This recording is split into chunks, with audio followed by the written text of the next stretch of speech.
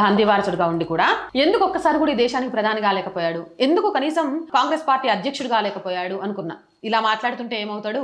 Apollo hospital में जाके नाम पढ़िए डॉक्टरों के, वहां पे आपको एक दलित नाम नहीं मिलेगा, एक पिछड़े वर्ग का नाम नहीं मिलेगा, एक आदिवासी नहीं मिलेगा। और कॉन्स्टिट्यूशन कहता है कि ये देश सबका है, वन मैन वन वोट। ఇస్లాం గురించి చాలా గొప్పగా మాట్లాడే ఇఫ్తార్ విందులకు వెళ్లే రాహుల్ గాంధీ హిందువులను కులాలుగా విభజించి ఏ చిచ్చు పెట్టాలనుకుంటున్నాడు? ఏంటి మరి ఇంత దారుణం ఏంటి?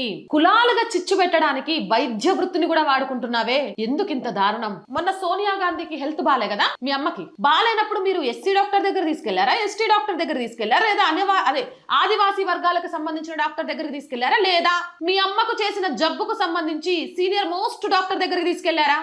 చెప్పండి ఫస్ట్. ఎంత దారుణం! అపోలో వంటి ప్రైవేట్ ఆసుపత్రుల్లో ఉద్యోగంలో చేర్చేందుకు ముందు మీ కులం ఏంటి అని అడుగుతారా? సార్ కొంచెం జర ఆలోచించండి, సోచాయించండి. ఈ దేశంలో అబ్దుల్ కలాం గారిని రాష్ట్రపతిని చేశాం, ద్రౌపది ముర్ము గారిని రాష్ట్రపతి చేశాం. ఇక్కడ కులం కాదు సార్ చూసేది, ఆ వృత్తికి కావాల్సిన అర్హత.